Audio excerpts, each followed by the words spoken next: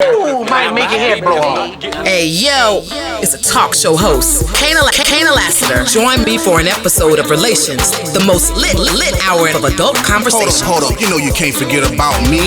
It's 51 Spade, Alpha Male God, one half of Relations. You wanna hear the truth? Can you handle the truth? It's where it's at, baby. It's where it's at, baby.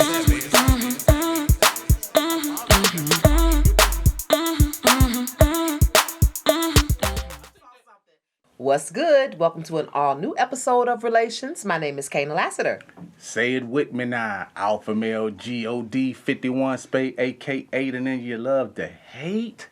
I'm in the building. You know how we do it. 2 topics in 1 hour. The first topic is how important is foreplay? And the second topic tonight is the difference between physical cheating and mental cheating. Let's jump right in. Let's talk about how important foreplay is to any sexual relationship, whether it's the relationship with your boyfriend or just your fuck buddy. How important is foreplay? For me, I'm going to start this conversation out because I have gone through several changes from adolescence to college to adulthood to womanhood. Because adulthood and womanhood, y'all know those are 2 different things, right? You forgot your whole period. Like, my whole period is kind of like the adolescent headed into the college. That's where your whole period lives. Okay. But that's not the topic. But there used to be a time where foreplay where it lived at. Like, give me the foreplay and then we'll worry about the rest later. Usually the rest involved the man, 10, 15 minutes, 20 minutes, 25 at the most, done. But I was already straight because I got straight inside of the foreplay. Then when I got out of the adolescent, out of the college years, into adulthood, into womanhood, that's when it began to really transition to where the foreplay wasn't doing anything for me and I needed the action. I needed the work put behind it. I needed the physical sex, not the foreplay. And now, fast forward to me being in my prime, I feel like I need it all. I definitely need the foreplay. I think that if you get stuck in your way, for me, I'm in a relationship. So for me, I've been having sex with the same person for 7 years. So we kind of know what to do. And so that's a good and a bad thing because when you know what to do, you just go to that. And then before you know it, sex is over and you're waiting for next Tuesday. So it's like, what can we do in my mind to prolong the sex? What can we do to make it more exciting? And all of that lives in the foreplay. So I'm going to vote for foreplay being very, very important in your sexual relationship. I mean, I think we both feel the same way. I mean, foreplay is one of those things that, typically it goes on in sex. But I guess, the main thing is I've seen a lot of, comments, and I've actually got emailed a couple of times where people been in relationships and then the relationship goes stale or people get complacent. And for me, a lot of times it's like guys that's probably in your scenario where they've been with the person for, long periods of times. Mm-hmm. And they'll be like, they get head on Christmas. And, for special occasions and shit like that. And it ain't shit I know anything about, but I noticed that it's married men that have been married. So the foreplay or some of that kind of action loses its force behind it. And I get it sometimes. And I would just tell the fellas, sometimes you just got to tell your woman, what you need. I had to remind my woman, I haven't had, I ain't had no morning head. I get head, but you haven't woke me up with no morning head in a long time. So I need some morning wood sucking. You know what I'm saying? And a lot of times women, even though they don't think about it, women foreplay a lot of times can also be getting dressed up for their man. And when I mean getting dressed up, I don't mean the lingerie type of shit, but take them bonnets off. Like, stop getting in bed with bonnets on. You know what I'm saying? Like, we already done proposed and got you and shit like that, but don't make us suffer. You know what I'm saying? Getting in the bed with beat up your drawers you had that your mama bought you. Like, you ain't even got no new drawers. You know what I'm saying? These holy shirts and shit like that. You know what I'm saying? And then expect us to be like, you Turned know, on. yeah, and be saying shit like, come fuck me now. Like, who the fuck want to do that? Like, that's not. We don't find that attractive. So foreplay goes. It goes in a two-way street, you know what I'm saying? Like, sometimes I feel like women also, even though they say like they need foreplay a lot of times, like they also don't look at the reciprocation that it can be for the man. Like, I was out not too long ago looking at I think it was called the Rose for my lady. And even though she has a vibrator, you know what I'm saying, one of her friends was like, you need to get that Rose. So I think I'm gonna get a Rose and try to use some toys in the room. You never know. I think it's a good idea. I really do. I bet you do. This is the thing, though. I think everybody can have this conversation and agree that foreplay is important. It's actually remembering to do it.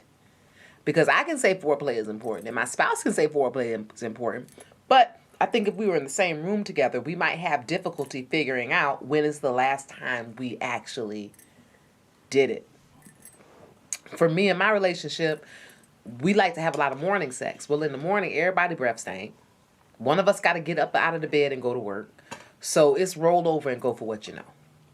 It's not, you know. And for me also, I think I have a complaint. You know, I think for me, most of the foreplay for me has come in the moment of excitement. So let's say me and my guy are going to have a threesome. Well, there's music on. There's candles lit. You know, the whole scene is set because we're entering into something exciting to both of us. But if it's just him and I, there's no music. There's probably not a candle, you know? So I think that, and that goes to speak with foreplay too. When you're in an exciting situation, you want it to last long. So you're doing this and she's doing that and you're entangling and you're having a good time before the climax, because once you start having sex, it's only so long before it's all over.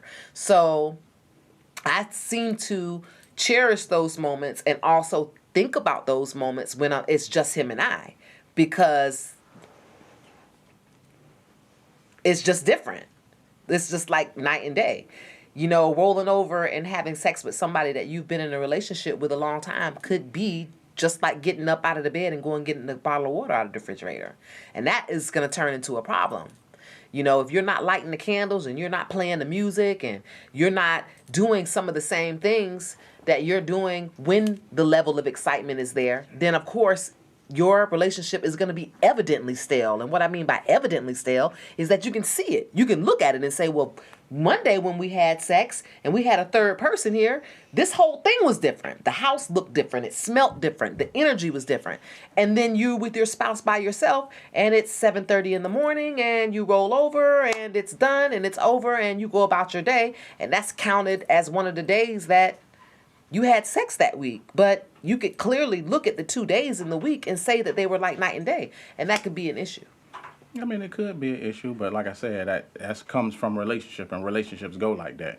Like, even in scenarios like that, what you're talking about, I've even had homeboys that talk about that, and it's like it's not the same, because like the same thing that you're talking about, my homeboys has been like, you know what I'm saying, hey, we have another person come over, and the woman is doing extra shit that she normally don't do, and I just think that comes with part of being in a relationship. Like, I'm going to get the holy drawers. I'm going to get the beat-up-ass shirt. I'm going to get, like, the shit that the other person ain't going to get.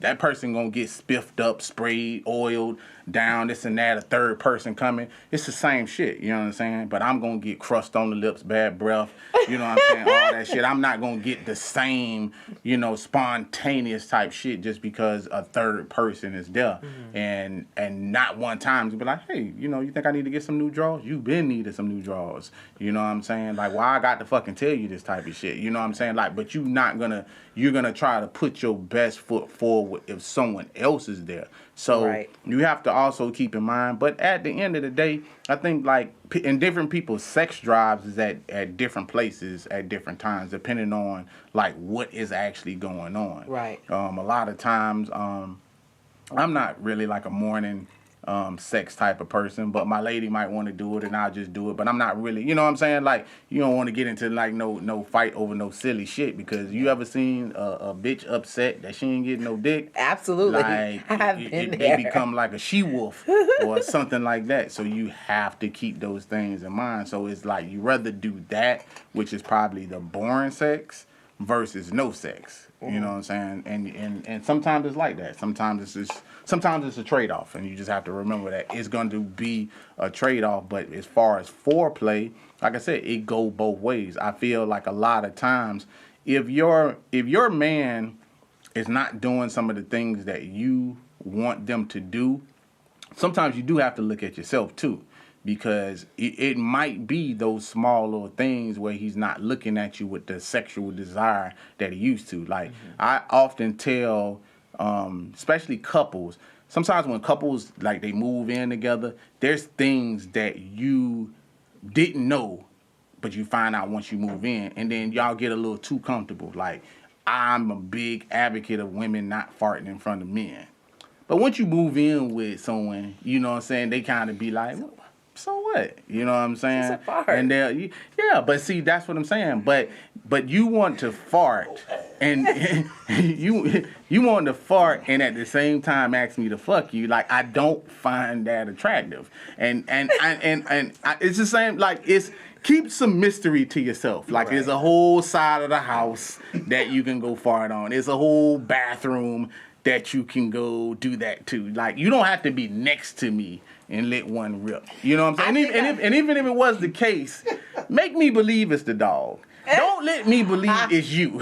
You know what I'm saying? Blame it on something else. Yeah. I think I like that you are including hygiene and the way you come to bed as a part of foreplay. No, I'm serious, and I like it. And you saying why not? But there's a whole population of people out there that aren't considering that my bonnet and my holy t-shirt and my bloomers are an issue for my guy. Now, it should be common sense. It should be, because bonnets aren't cute. Holy drawers aren't cute. But this is the question. Though.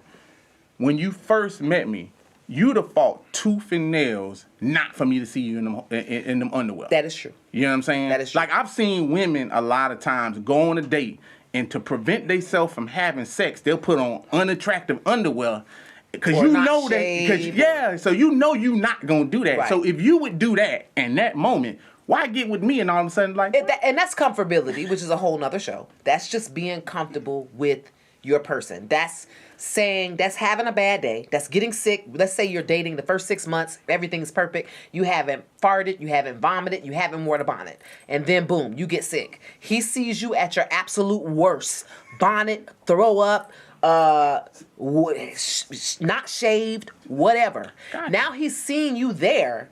Things shift. Mm-hmm. Things are like, God, baby. And I know everybody has heard the line, you have really seen me at my worst. I can't believe it. Mm-hmm. Like, you took care of me. Thank you so much. I know I looked bad. I know I smelled bad. That is a pivotal moment in a relationship.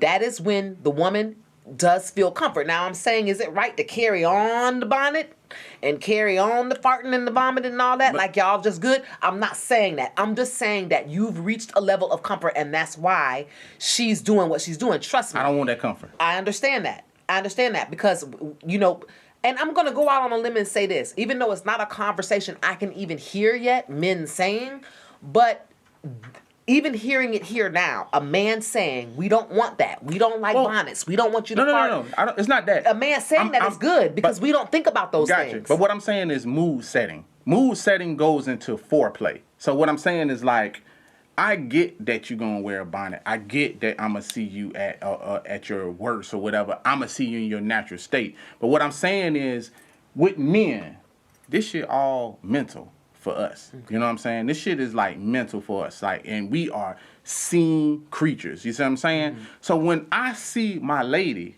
and then she trying to get a groove on, you see what I'm saying?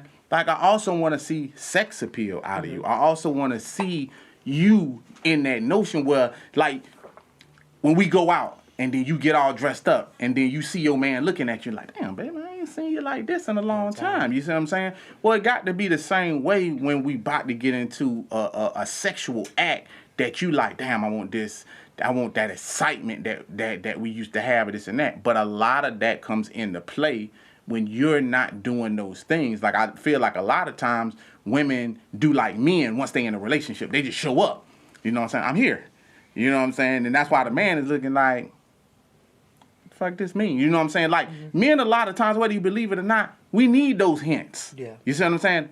We need the coming out the bathroom, the silk, like your nipples on perk. You know what I'm saying? Yeah. Yeah, you need those nipples on perk. The silk lingerie or something we never seen before. Like you just go out, like, your man could just be watching the game, and then, you know, you pop up from around the corner, and then you got... Don't do that shit. That shit don't work. That shit gonna piss you off. I done that shit 1,000 times. I ain't got not one look, the question clear is, your throat. The question nothing. Is... The question Walk is... by 2 times, not, like, God damn, you ain't gonna even say nothing? I gotta hold my ass out. That's not true. Did you do something he never saw before? You missed the key word. And that's the problem with women. They don't listen. I just said, do something he's never seen you in before. Not some shit he's seen you in 1,000 times. Have you put on some shit that he has never, ever seen before? And I bet you get a different response. 1,000 times. But just hearing you say that lets me know that you know, and a lot of women, they don't be on their game. See, a lot of women put on a lot of things that they think, you know, like, y'all have a tendency to think for the man, like, well, this should be enough, so this and that. Like, that's what I'm saying. Like, have you ever came around the corner in some chaps?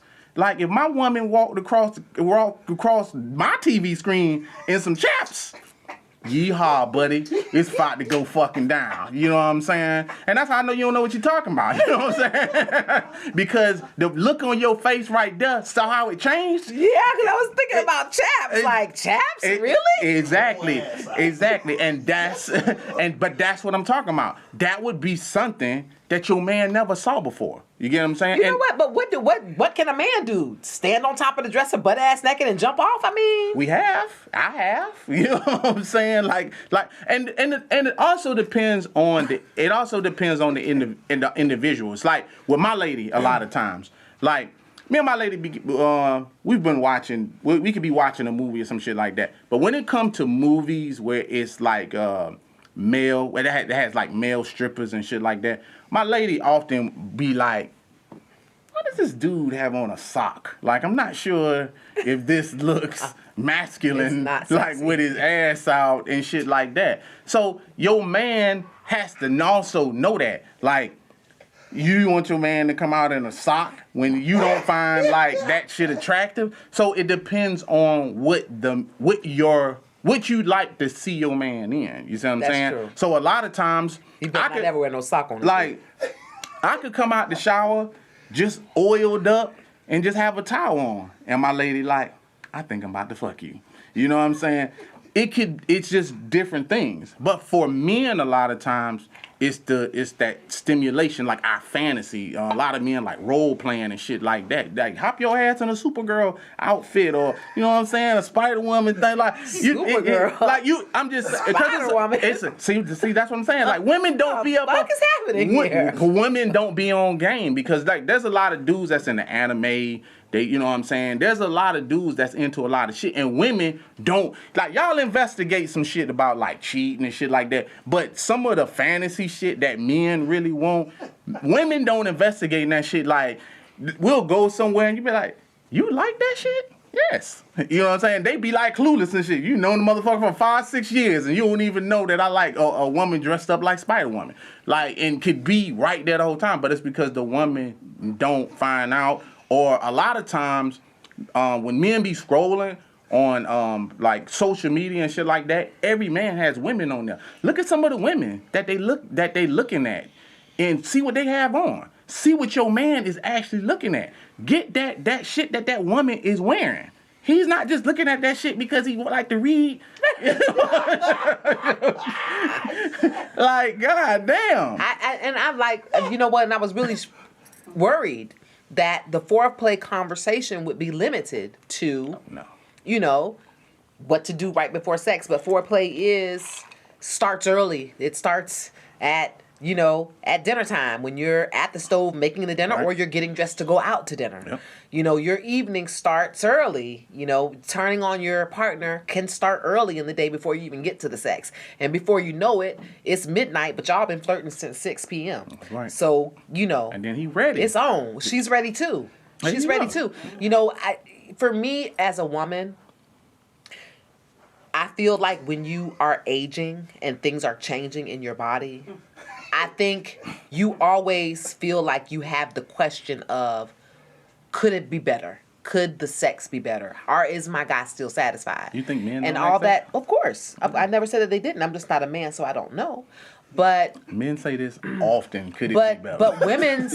But women's can it be better, I think, is predicated on how wet the coochie gets. You know why y'all think that? How can I finish? You can. I think we've had the show before, what constitutes bad dick and what constitute bad coochie. And I think one of the things on the top of the list was if the coochie was dry, if it stank, it wasn't wet, whatever. So I'm taking the it wasn't wet, it was dry scenario and applying it to the importance of foreplay. For me, as a woman that her body's going through changes, you always wonder, can it be wetter than it's getting? Can it be more enjoyable? And if the answer is yes, if I can go elsewhere, if I can really, really go there and really take myself somewhere else, I feel like it's going to take that all day build up. It's going to take the music. It's going to take the candles. It's going to take the kisses on the neck, the touches to the small of the back. All day for me to really reach, like I said, once I got into womanhood, fuck adulthood. Once I got into womanhood, I feel like it takes a combination of everything. It takes a combination of feeling confident. It takes the combination of feeling sexy. It takes the combination of a gentle touch and a gentle kiss. And it kind of takes even the rough part, even the grabbing by the neck or I want you now and ripping off taking off your clothes. All those things matter to take me right now in my womanhood to maximum capacity, to being turned on 360 degrees. Can I be turned on at 180? Absolutely. Can I get off at 180? Yes. Is it memorable at 180? I'd rather have 360 degrees of pleasure. Gotcha. And you know what? I'm going to go out on a limb and say, yeah, I would vote for 360 degrees of pleasure every time. Is that realistic? No, because there's no way you can wake up at 6:30 and got to be to work at 7 and do 360 degrees of pleasure. You're going to be at 180. And those times are okay. But I think the times in which time is allotted, that you should put your full foot forward. You should turn on the music. You should light a candle. You should say, you know what? Let's not fuck in the house. I'm going to take you across the street to that park over there. It's dark as fuck. Ain't no lights. You're going to bend over in front of that tree and I'm going to get that pussy. Those kind of things are important to a relationship. Switch it the fuck up. You got to switch it up. Whatever you got to do to make it feel as special as the first time. To make it feel as special as it is when there's someone else there. It has to feel as special. I think that as long as the motivation is trying, does it have to feel like that? Like I said, 360 degrees, 7 days a week? No. But if you're having sex 5 days out of the week, at least 3 of them need to be at 360. I was just thinking while you were saying that, I was like, sometimes it sounds like you're making a point. And then, all of a sudden, I think you go a little too far with it. But I respect it, though, and I actually like it. But as you were sitting there with talking and shit, I was just thinking to myself, I was like, you know what? I like your points and shit that you made. But I was trying to think of how you arrived to that point. Mm-hmm. And I was just saying to myself, you know what it is? I got it. It's when I heard you say that word, you arrived to your, what'd you say, womanhood? When I arrived at womanhood, yes. Gotcha. And I just realized to myself, I was like, it was a statistic that I read like a long time ago, and I think it's pretty much true for most women that 75% of women don't know how to come, don't know how to make themselves orgasm, this and that. And you spend all of them fucking years, like when y'all like whole period and shit like that, where y'all just fuck without receipts. So it's like once you get with a man, then it's like you put all that pressure on that man, like that one man. Like all of a sudden it's like, you know, I want you to take me outside and play Tarzan and swing from the tree. You know what I'm saying? Act like you Hercules and beat on your balls and shit like that and let me do all this type of shit. And it's like, because you fuck so long without receipts that type of sex for you, you didn't realize that it was meaningless. And now you in a relationship now where you're trying to play catch up for all the nuts that you didn't get. Like you go into a situation where now you want to try different things and do things. I'm not even saying anything wrong with that. It's just like as I was hearing you speak about it, I was saying to myself like, damn, but how many motherfuckers you fucked that you just was like, I didn't come, I didn't do anything, I just did it for him. I would just, you know what I'm saying? Like you didn't even know what a nut was. You know what I'm saying? And like that's true. Like some, I know. Let me finish. Let me finish. Now I'm bringing this home. You know what I'm saying? You didn't know. You didn't even. You didn't even know what that was. You know what I'm saying? Then all of a sudden, you know what I'm saying? You found yourself hooked like crack. You know what I'm saying? You was like, what? What is this? An orgasm? And now every day when I wake up to the sound of a vibrator. Every morning.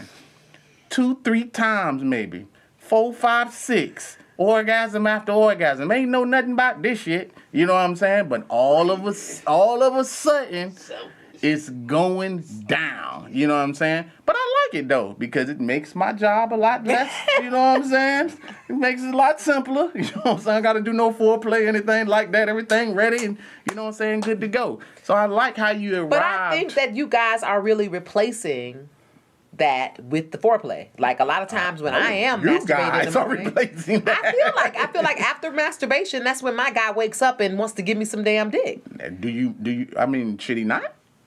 I mean, he certainly should. Well, you can't have it both ways. You know what I'm saying? Like, if I miss the rest of the party that you started, I'm just saying that I don't need to repeat steps. You know what I'm saying? Like, we got shit to do. I got to work. I got to keep moving. So, since you already revved up the engine and the pie is hot, you know what I'm saying? You go ahead, go in for the apple slice. You know what I'm saying? Go ahead, get your cookies and cream off. And then you good to go. And then it's peace. And off to the races. And then we can talk about it throughout the day. And then maybe later on, it's a full course meal. That's all I'm saying. Dun, dun, dun, dun. It's time for the second topic anyways. So, I mean, we're on a timer here. So the next topic is physical cheating versus mental cheating. This is one of those ones that it's one of those things for me. I'm on a platform and I do these podcasts and I talk about myself a whole lot. So I have to be prepared for the backlash, which, by the way, doesn't bother me. So y'all go ahead. I like it. Don't read the comments either, by the way. But I'll read them. He reads them. I don't. So you can keep bringing it on. Don't care. So, you know, I use a lot of my, like, personal stories, and cheating altogether really burns my biscuits. Like, big time. It really does. And I'm just thinking about the physical act. Mentally cheating is on a whole nother level. However, I thought it was interesting on my way here today. I was thinking about mental cheating versus physical cheating. And I took it from my perspective. Mental cheating, I'll paint a scenario. I meet a guy at work. The guy is the bee's knees. Smells good, looks good, talented, got his shit together, good credit, bank account, the whole 9. Likes me, shows interest in me. Conversation is on point every single day. And then I realize that I might be having a mental relationship, because I have not crossed the line. I may be having a mental relationship with someone else. So the question was, for myself, if I was in that situation and I went to my spouse and said, hey, this guy at work really has my attention. I have not crossed the line, But he has my interests. He makes me feel good about myself, especially when you and I are off. And this is a real conversation that I had with my guy. I said, if I told you that I was having this mental entanglement, and it was only mental, and that I needed my spouse's help with this. We're doing bad. When I go to work, it's all good. I know that I'm doing something wrong mentally. I haven't crossed the line physically. Can we work on this? The answer my guy gave me really, it took me aback. He said that he would probably still leave the relationship because to him, the mental cheating was a lot worse than it not being physical. He actually said, I would rather you have fucked the motherfucker and got it over with than building some type of mental affair with this person. And I was kind of lost for words. Now, it wasn't my real situation. I was just trying to bring this topic full-fledged, get some advice before coming and speaking to you guys. And it really threw me off that he said that he would have a big issue with it, a big enough issue to cut the relationship off. I looked at the mental part as the beginning.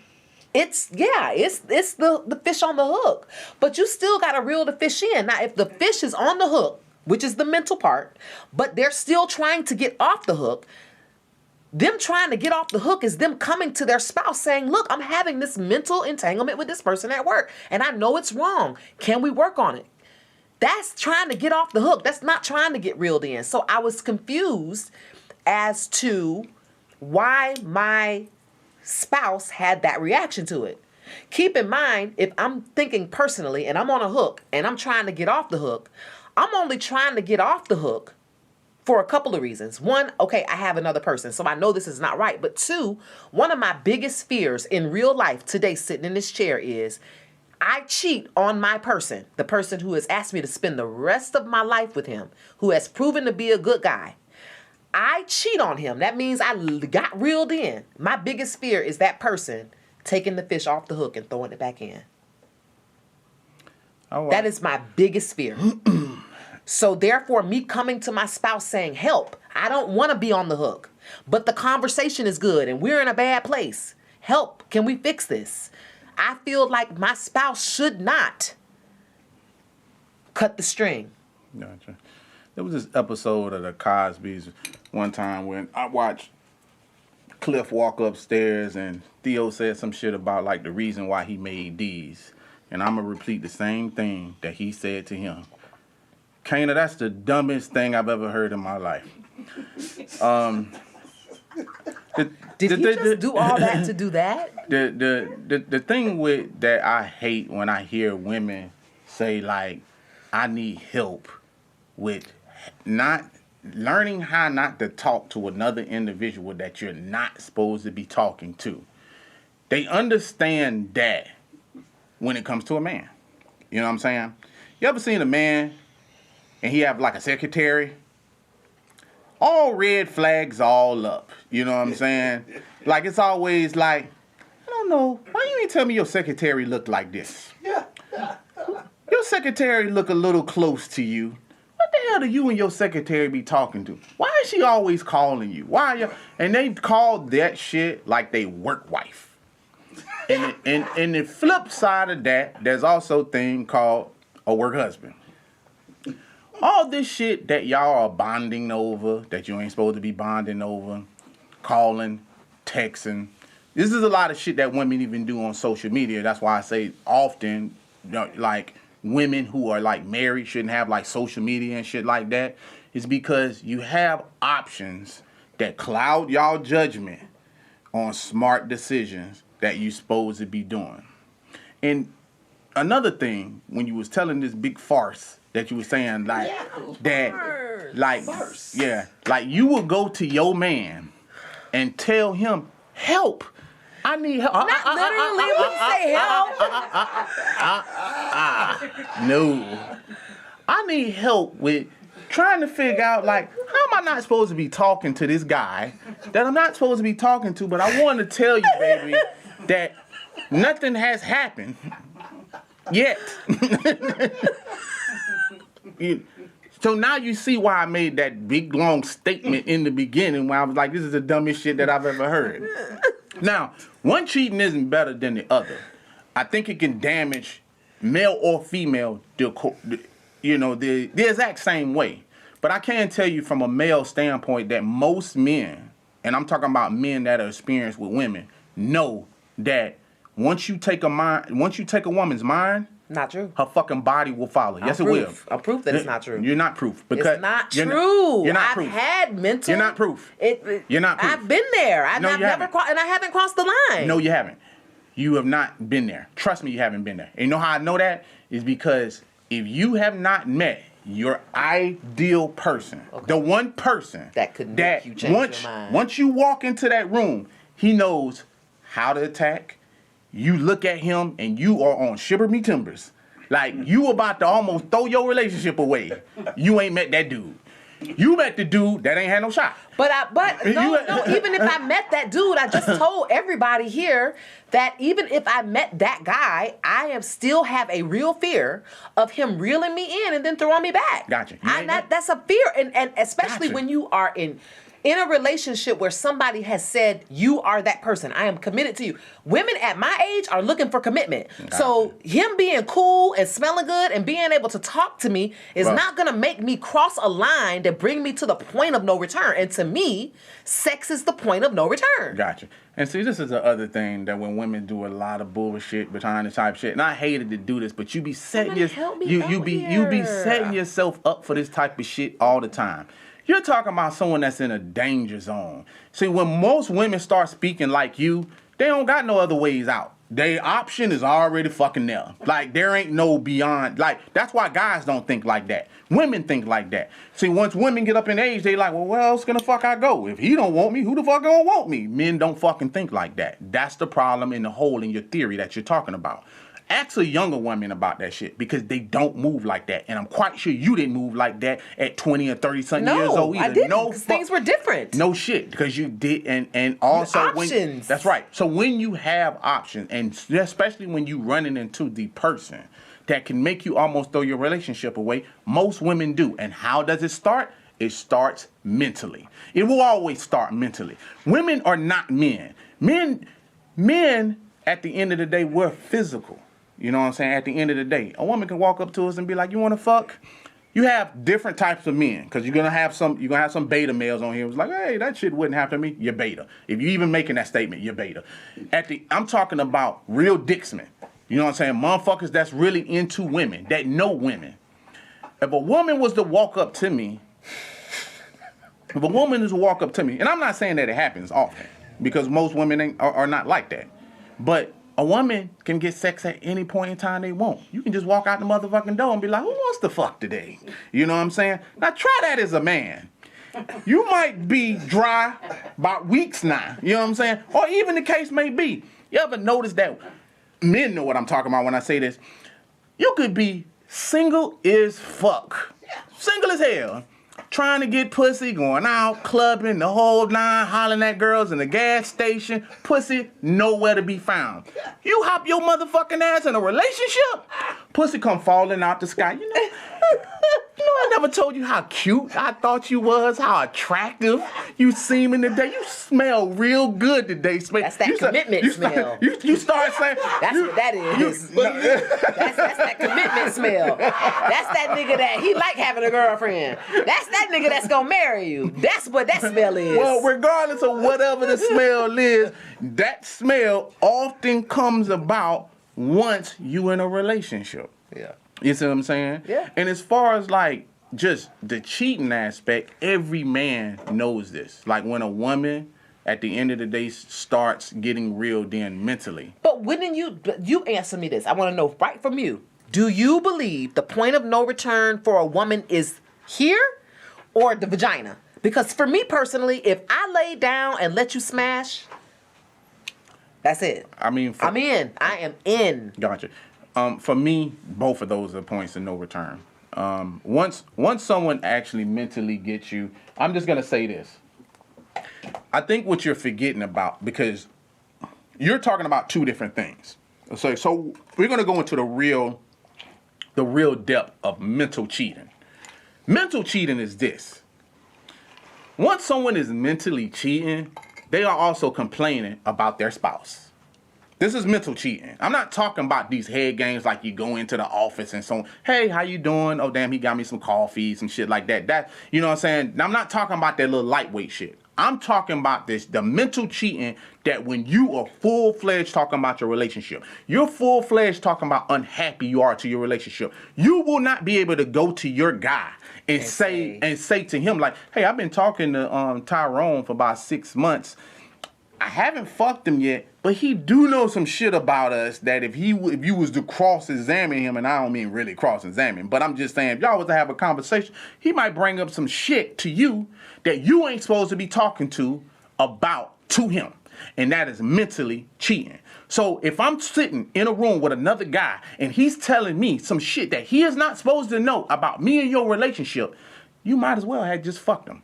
Because at the end of the fucking day, you have betrayed me. You've backstabbed me. You understand what I'm saying? And if we had that type of bond, you should have never been talking to somebody else to begin with. So that is a no point of return to me. Can it be worked on? Yes, it can be worked on. It also depends on the individual that you with. Some people take physical cheating is a way detrimental things. There are certain men that can't take physical cheating. You know what I'm saying? There are some men that feel like, hey, if you get a pussy away, but that's not all men though. I've definitely met men who, I'm one of those men that my woman had cheated on me and I took her back. But I'm not saying that's for every man. But I don't represent every man. There's certain men that once they lady fuck someone, it's dead. It's dead in the water. Done. Yeah. I feel like for me it's dead in the water though. That's why I keep saying for women, you know, once they cross a certain line, that relationship in the past, that's over with. It's over. I'm telling you right now, if someone gets me to the point where I'm actually having physical sex with them, my relationship at home is no longer. If I'm only having a conversation, my relationship to me is nowhere near over because I still have my boundaries and my wall up. And bigger than my boundaries and my wall is my fear. And my fear says, this motherfucker hasn't shown and proved that he can love you out loud. He's only shown and proved that he can love you and keep you interested behind these doors.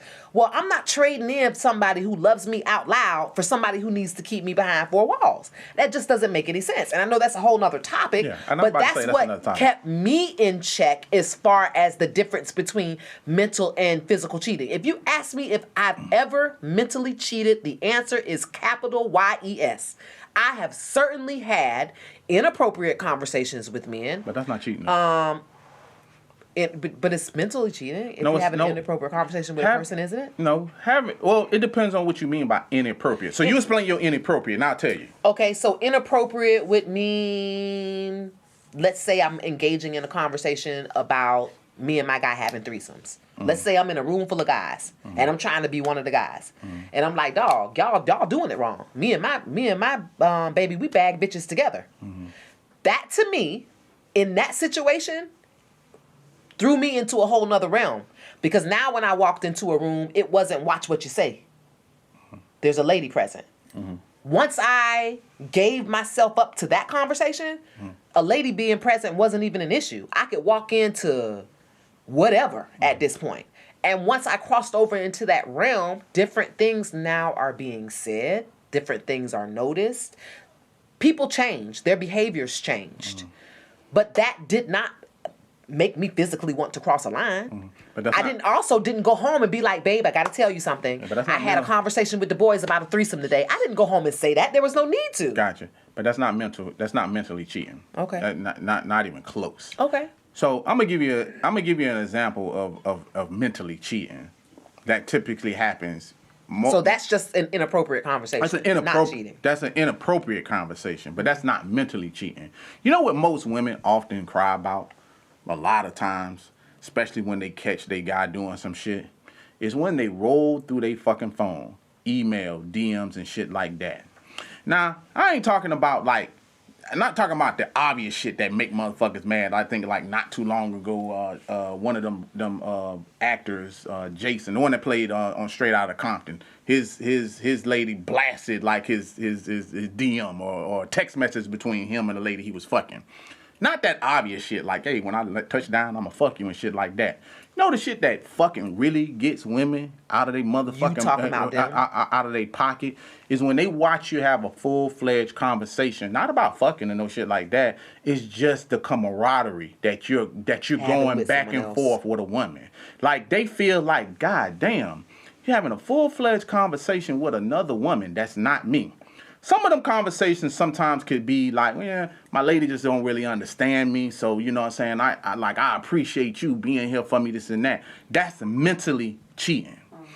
Mentally cheating is that type of shit. And when you holding conversations like that as a woman, that is mentally cheating. You're having a conversation with a guy that you have no business having a conversation with. And if your man opened up your damn phone, email, DM, or some shit like that, and y'all holding those type of conversation, you are mentally cheating. And even the guy that you're mentally cheating with knows it. Because is a guy that's been in these situations, you know how many women have told me, I can't fuck you, Spade. I can't do that. You know what I'm saying? You know I got a man. And you know how many times they done ended up on their back? I'm probably batting a goddamn 1,000. Because you know why? Because at your most vulnerable state, when you in a relationship and it's fucked up between you and your man, this is the perfect time for a man to attack. And most men all know this type of shit. And while you sitting there crying about this dude that we give no fucks about and don't really care, because the only thing that we care about is like, I just have to say something not stupid. Make it seem like I care. Just make it seem like I care. And women tend to fall for this shit day in and day out and then wonder, well, how the hell they get dumped? How the hell did this happen? I really didn't do anything. It's a bunch of bullshit. Mm-hmm. You holding an inappropriate conversation with someone, texting, you know what I'm saying, social media, y'all going back and forth. And you know fucking damn well that you would not show this shit to your man. You would not show this shit to your woman. That conversation. Not you coming home talking about, hey, today I had a conversation about having a threesome. You had an inappropriate conversation, and the only reason... But doesn't the inappropriate conversation lead to other things if you allow it? I don't want to give way to... You answered your question. Inappropriateness when it clearly for me gotcha. Was something that I had to say, okay, because I am a... How do you say it? I am a man's woman. I am a guy's girl. I'm a guy's girl, meaning that I can play pool, watch the football game, watch the basketball game, things like that. It began to be clear to me that men see past all that, and they still see titties, and they still will say things to you to rope you in, to get you to participate in the inappropriateness, and that does lead to the conversations that you should not be having with someone else. Really at the end of the day, like I'm going to show you something about your inappropriate conversation. Your inappropriate conversation is as simple as this. You walk into the room, most men will look at you and be like, this is a woman at some point in time. And we rate women at different points in time. And you hear men do this shit all the time. Hey, that's a woman, that's a lady, that's a bitch, that's a hoe, that's a slut, whatever the case may be. And somewhere in that line of conversation, you became a woman that was like, she's a little slutty. I didn't know that. She's a freak. She's a little bit nasty. Mm-hmm. You understand what I'm saying? And this is where your inappropriate conversation will get you, because you're talking about shit that instead of talking business, trying to be one of the guys, you have no business doing that. Mm-hmm. Last I checked, you can never be one of the guys. Know the reason why? For the reason you just said. You got titties. You got a vagina. You can never be one of the guys. And I get tired of women saying this type of bullshit like, me and my friends are platonic. Ask one of your friends, and I'm not talking about the heavyweight lovers in the house. Because I often hear a lot of that shit. Well, women will be like heavy set and shit like that and be like, I got plenty of friends, this and that. Ask some of these attractive women how many men they had to cut off because them motherfuckers trying to fuck them. Day in and day out. Like, those are the women that can give you accurate accounts of why this shit happens, why they can't be friends with men. Because the man, and I've said this time and time again, Men will wait to the end of time to tap that ass. And I will. I'll wait through the first relationship, the second relationship. You know, sometimes I'll be like, damn, I've been waiting to fuck you for 5 years and it is here. It is here. And women be looking like puzzled or some shit. Like, you know what I'm saying? Like, damn, you waited that long? Hey, I mean, our stars just didn't align at that point in time. Our love language just didn't go into play or whatever, this and that. Like, women act like they don't understand this shit. If you're an attractive woman, just an attractive woman, I'm not saying you can't have a male friend. I'm not saying that. But I would tell you this. If you have a boyfriend, a man, a husband, an engagement or some shit, it is best that you get rid of all your male friends. And we'll have to save that topic for a different episode of Relations because this is the top of the hour. We're done. Find me on IG, Twitter, and on, just IG and Twitter at Kana Lasser. Not on Facebook. Lord have mercy. I want to thank everybody for joining in on Podbean and TikTok and Live. I want to thank everybody for helping build the show. We see all the support and want to thank everybody on YouTube subscribing to the channels. Always stay tuned. We're going to have pretty soon live for y'all to come in. We answer those Q&A questions and stuff like that. You can reach your boy on both platforms. That's Twitter and IG. You're looking for the shirts, it's alphamalegodcreations.com or on IG at alphamalegodcreations. And before he says his outro, his last thing, you guys make sure you do tap in. That's what I should have done, is just explain what tap in is. It's basically just the last portion of the show where we actually read one of your relationship issues and we give you our advice, or your friend's relationship issues, a sexual issue, anything.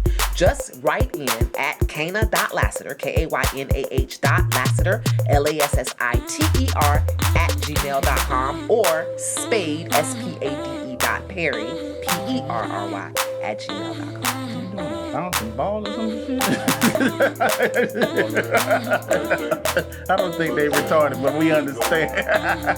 But we already know what it is. Hey, man, I'm going to go ahead and sign us out. You always know what I say. Always about that time. Peace.